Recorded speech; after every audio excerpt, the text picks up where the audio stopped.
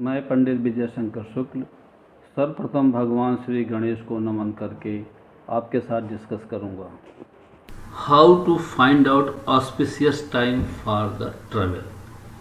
किसी भी यात्रा मुहूर्त को निकालने के लिए सर्वप्रथम तिथि शुद्धि का विचार किया जाता है। महीने में 2 पक्ष होते हैं, शुक्ल पक्ष और कृष्ण पक्ष। किसी भी पक्ष की द्वितीया, तृतीया, पंचमी, सप्तमी, दशमी, एकादशी, त्रयोदशी और कृष्ण पक्ष की प्रतिपदा तिथि शुभ मानी गई है, प्रोवाइडेड इन तिथियों में भद्रा दोष न हो। तिथि शुद्ध करने के बाद हम नक्षत्र का विचार करेंगे। अश्वनी, मृगशिरा, पुनर्वस, पुष्य, हस्त, अनुराधा, श्रवण, धनिष्ठा एवं रेवती नक्षत्र शुभ माने गए हैं, जिसमें अश्वनी, पुष्य, अनुराधा, हस्ता ये हर दिशाओं के लिए शुभ माने गए हैं। तो इसके बाद अब हम आएंगे दिशाशूल के ज्ञान के बारे में बात करेंगे। दिशाशूल के लिए कहा जाता है कि सोम, शनिचर, पूरब न चालू, मंगल, बुध उत्तर दिश कालू, रवि, शुक्र जो पश्चिम जाए, हानि होए पथ सुख नहीं पाए, गुरु दक्षिण करे पयाना, फिर समझो नहीं ताको आना। अर्थात सोमवार शनिवार को पूर्व दिशा में, मंगल एवं बुधवार को उत्तर दिशा में यात्रा नहीं करना चाहिए, रविवार शुक्रवार को पश्चिम दिशा में यात्रा करना सर्वदा हानिकारक है, गुरुवार के दिन दक्षिण दिशा में यात्रा करना अशुभ माना जाता है।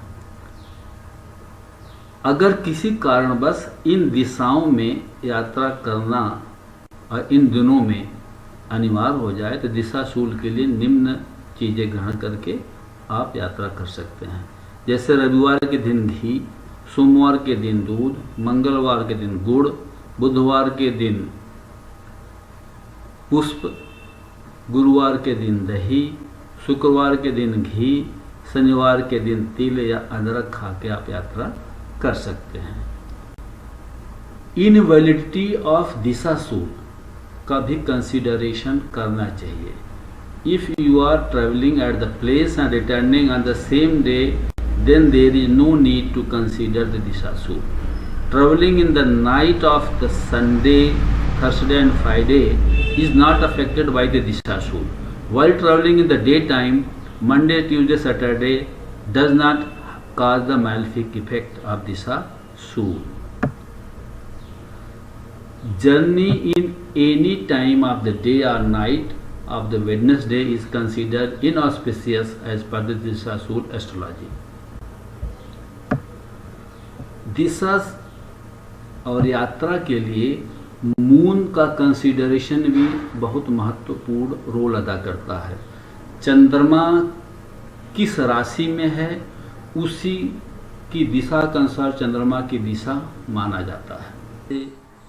अरिस की दिशा ईस्ट है, टॉरस की दिशा नॉर्थ वेस्ट है, जेमिनी की दिशा नॉर्थ वेस्ट है, कैंसर की दिशा नॉर्थ ईस्ट है, लियो की दिशा ईस्ट नॉर्थ ईस्ट है, वर्गो की दिशा नॉर्थ है, लिब्रा की दिशा साउथ वेस्ट है, स्कॉर्पियो की दिशा साउथ ईस्ट है, सेजिटेरियस की दिशा नॉर्थ ईस्ट है, कैप्रिकॉर्न की दिशा साउथ है एंड साउथ ईस्ट है, एक्वेरियस की दिशा वेस्ट है, पाइसेस की दिशा साउथ ईस्ट है। जिस राशि में चंद्रमा है उसी राशि की दिशा चंद्रमा की मानी जाती है। तो चंद्रमा अगर सम्मुख है और दाहिने है तो सुफल देता है, पीछे है तो मरण तुल्य कष्ट देता है, बाईं ओर होने से धन हानि देता है। जैसे चंद्रमा अगर मेष राशि में है, इसका मतलब चंद्रमा पूर्व की दिशा की तरफ है। तो हम जब पूर्व की दिशा में यात्रा करेंगे तो चंद्रमा हमारे सम्मुख होगा तो हमें शुभ फल देगा। और अगर हम उत्तर की दिशा भी करते हैं और चंद्रमा मेष राशि में है तो चंद्रमा हमारे दाहिने हाथ में होगा और हमें शुभ फल ही देगा। रूल है, कुंभ और मीन के चंद्रमा में दक्षिण की यात्रा नहीं करना चाहिए, कारण इसमें पंचक लगा हुआ ऐसा कंसिडरेशन किया जाता है। दिशा समय शूल भी इस प्रकार है, जैसे उषा काल में पूरब को, गोधूल में पश्चिम को, अर्धरात्र में उत्तर को और मध्याह्न काल में दक्षिण की यात्रा नहीं करना चाहिए। इसके बाद सबसे इंपॉर्टेंट चीज है लग्न निर्णय करना कि किस लग्न में आप यात्रा करेंगे।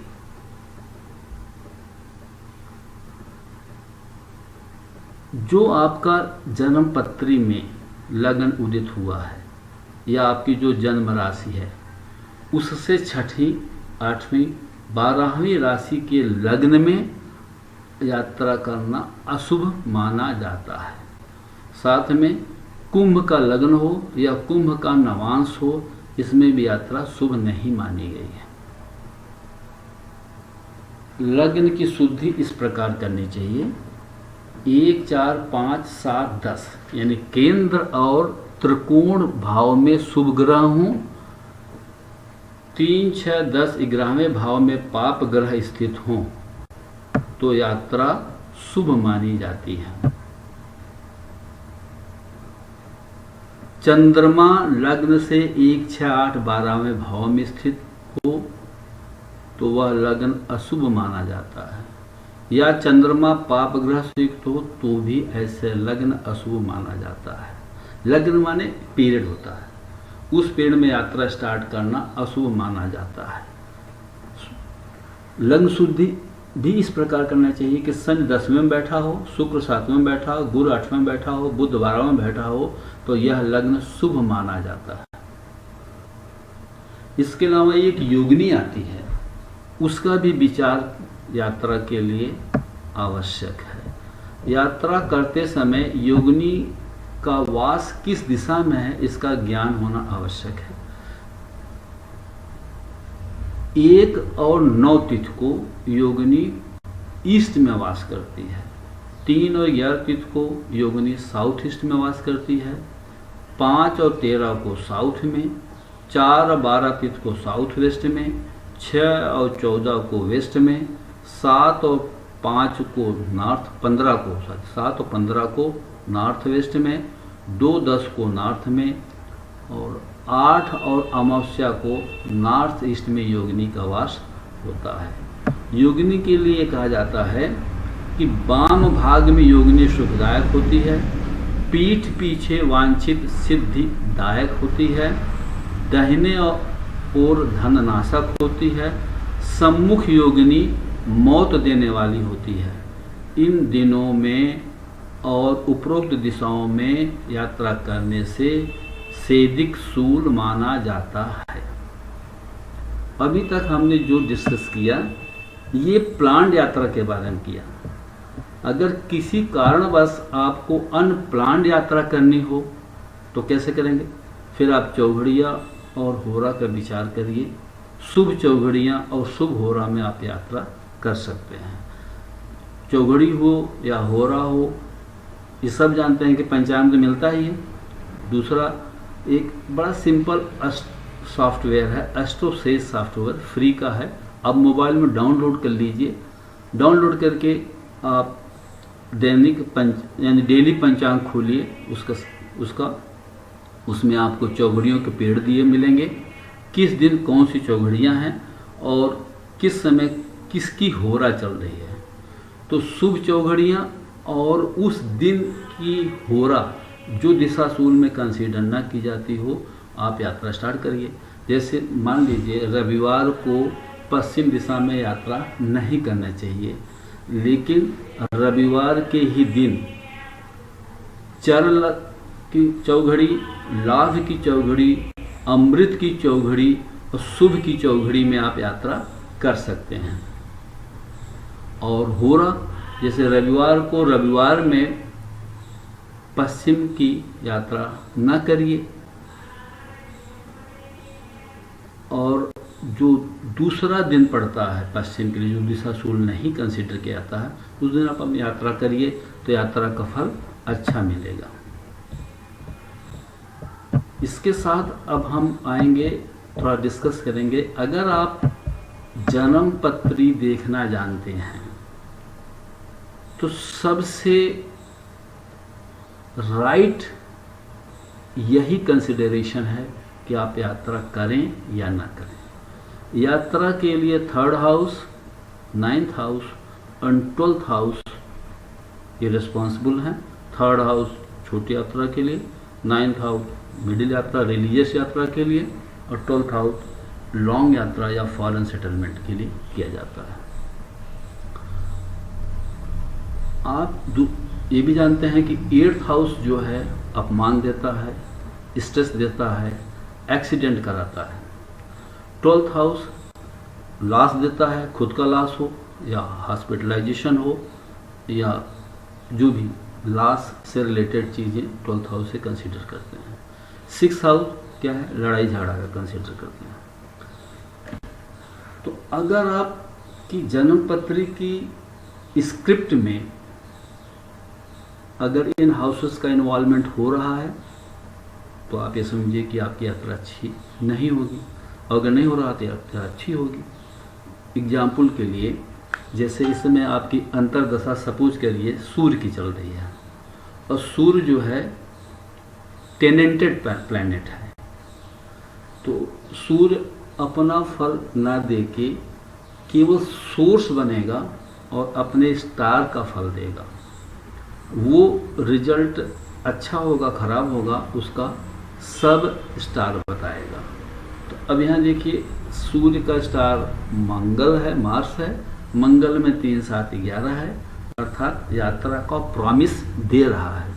अब यात्रा आप कब करेंगे, इसका निर्णय हम करेंगे दशा प्रवेश पद्धति के माध्यम से। वो क्या है कि जैसे सूर्य, इसका स्क्रिप्ट हमने पढ़ा, अब सूर्य इस समय किसकी राशि में चल रहा है, किसके नक्षत्र में चल रहा है, किसके उप नक्षत्र में चल रहा है, उनका स्क्रिप्ट पढ़ना चाहिए। जैसे सूर्य इस समय मान लीजिए कैंसर की राशि में है और उसका स्वामी चंद्रमा है, तो चंद्रमा का स्क्रिप्ट पढ़ें। तो सूर्य चंद्रमा यानी सूर्य एक राशि में 30 डेज रहता है, तो 30 डेज को अवॉइड करके हम देखें किसके स्टार में है, क्योंकि कोई भी प्लैनेट एक नक्षत्र में थोड़े समय के लिए रहेगा, तो हम सूर्य का देखें कि किसके स्टार में चल रहा है और उसका स्वामी क्या है, उसकी स्क्रिप्ट पढ़ेंगे। तो सूर्य इस समय अश्लेखा के स्टार में चल रहा है, उसका स्वामी मरकरी है, तो हम मरकरी की स्क्रिप्ट को पढ़ेंगे। खुद का स्क्रिप्ट तो प्रॉमिस बताएगा, और घटना कब घटेगी, ये किसके राशि किसके नक्षत्र में चल रहा है। तो जैसे सूर्य इस समय मरकरी के स्टार में चल रहा है, तो मरकरी की स्क्रिप्ट देखिए, मरकरी भी क्या है, अनटेनेंटेड नहीं है, टेनेंटेड है। तो मरकरी के जो स्क्रिप्ट होगी वो सोर्स का काम करेगी, और मरकरी किसका फल देगा, अपने स्टार का फल देगा, और वो फल अच्छा हो खराब होगा उसका सब स्टार बताएगा।